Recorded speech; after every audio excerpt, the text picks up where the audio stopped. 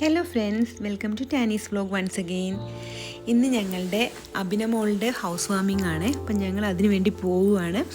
ഞങ്ങൾ വയനാട്ടിൽ നിന്ന് ബാംഗ്ലൂരിലേക്ക് ഒരു ട്രാവലറൊക്കെ വിളിച്ച് ഞങ്ങൾ ഫാമിലി മെമ്പേഴ്സ് എല്ലാവരും കൂടെ ഇങ്ങനെ ഹാപ്പി ആയിട്ട് പോവുകയാണ് കേട്ടോ.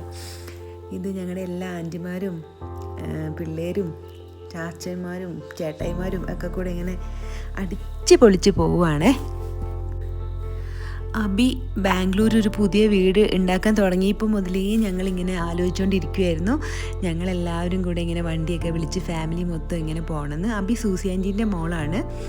അപ്പോൾ ഞങ്ങൾ പാട്ടും ഡാൻസുമായി എല്ലാവരും കൂടെ എൻജോയ് ചെയ്ത് അടിച്ച് പൊളിച്ച് പോവാണ്. ഇതാണ് ഞങ്ങളുടെ ഫാമിലീൻ്റെ സന്തോഷം. ഞങ്ങളിങ്ങനെ ട്രിപ്പ് പോകുമ്പോൾ ഞങ്ങൾക്ക് വഴക്കും ബഹളമൊന്നും ഇല്ലേ.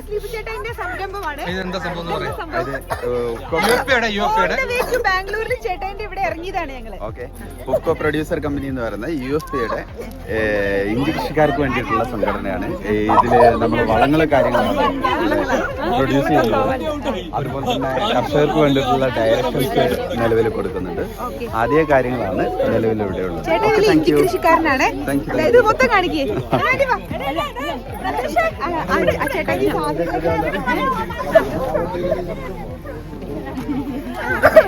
ഇതിന്റെ വലിയ കൊണ്ടാണ്ടറാണ് ഇദ്ദേഹം, വലിയ കൊണ്ടാണ്ടറാണ്.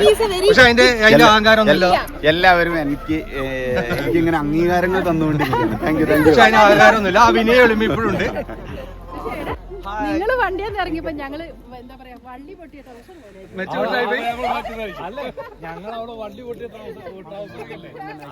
അതിന്റെ ഫുഡ് നമുക്ക് ഇവിടെ നിന്ന് മരിച്ച വീട്ടില് തടക്കും കൈ കൊടുത്ത് ആ അവസ്ഥയാണോ? നമ്മള് ഞങ്ങള് വണ്ടിയിൽ നിന്ന് ഇറങ്ങിയത് വള്ളി പൊട്ടിയ ട്രൗസർ ആയി പോയി. ഈ വണ്ടിയിലാണ് ഞങ്ങൾ പോകുന്നത്. We are going for house warming of Abhina Thomas. Bengaluru നമ്മ ബംഗളൂരു ഈ ആന്റിയുടെ മോളുടെ ഹൗസ് വാമിംഗ് പോവാണ്. ഗുണ്ട ബ്രോസ്.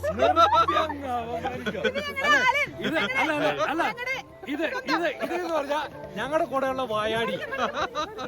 ഇത് വായാടി മറിയ. അങ്ങനെയല്ല, വായാടി മറിയ. ഭർത്താവിനെ കാല് കൊക്ക വെച്ച് വീഴ്ത്തിയാള്.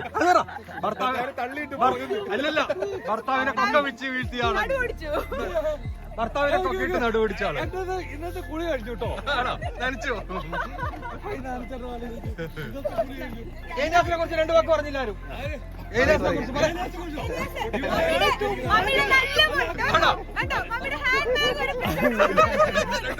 അല്ലല്ലോ, ഏലിയാസ് എന്ന് പറഞ്ഞാൽ നമ്മുടെ ഏറ്റവും വിലപ്പെട്ടവരാണ്.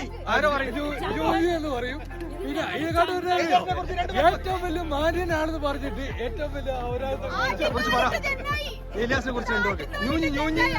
ഞ്ഞൂഞ്ഞിക്കുട്ടൻ എന്റെ ജീവനല്ല.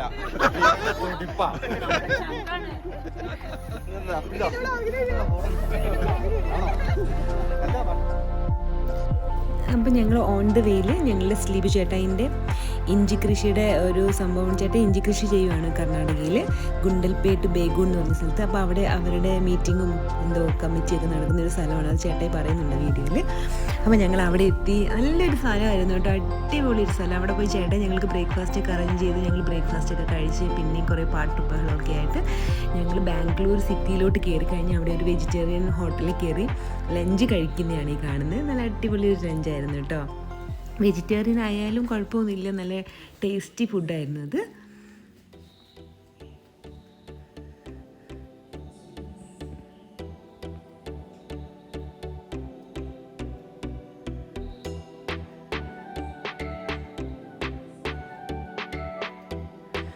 എല്ലാവരും എൻജോയ് ചെയ്താണ് കേട്ടോ പോയ. മക്കൾക്കാണെങ്കിലും ക്ഷീണമൊന്നുമില്ല.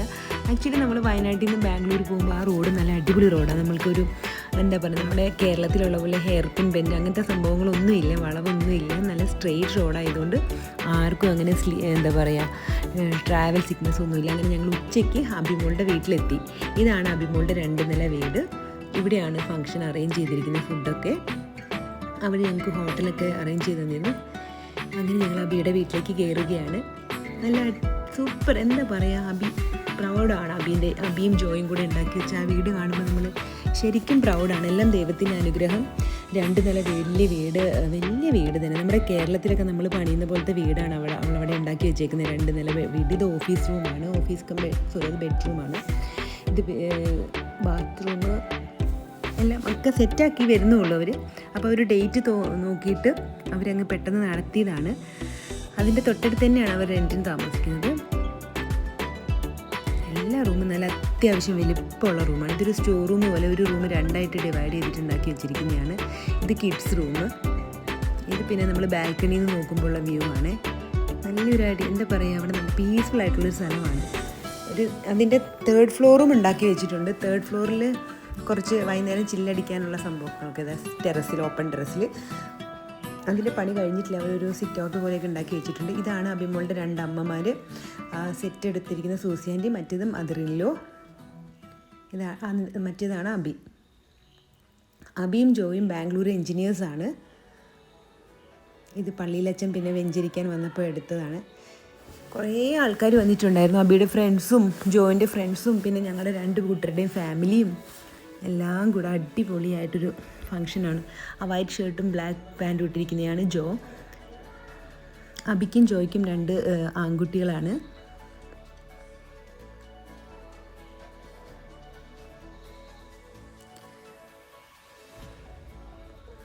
അങ്ങനെ പ്രാർത്ഥനയോടെ അവരുടെ ഹൗസ് വാമിംഗ് സെറമണി സ്റ്റാർട്ട് ചെയ്തിരിക്കുകയാണ്. ഫങ്ഷൻ സ്റ്റാർട്ട് ചെയ്തിരിക്കുകയാണ്.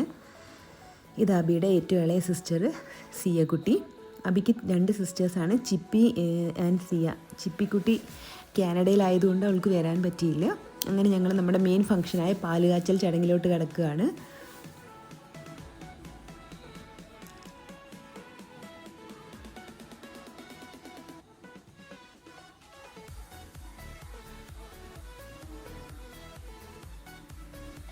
ഇത് ഞങ്ങളുടെ വല്യാൻ്റിയാണ്.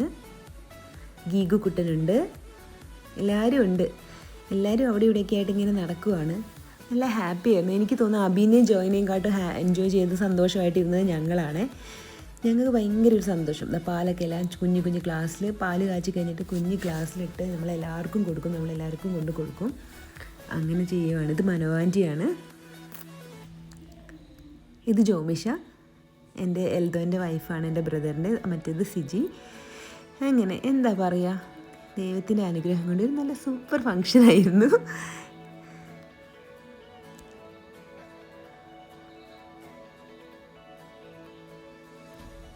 ഞാനും മനുവാൻ്റിയും കൂടെ ചീസ് പറഞ്ഞിട്ട് പാല് കുടിക്കുകയാണ്. Susie anti.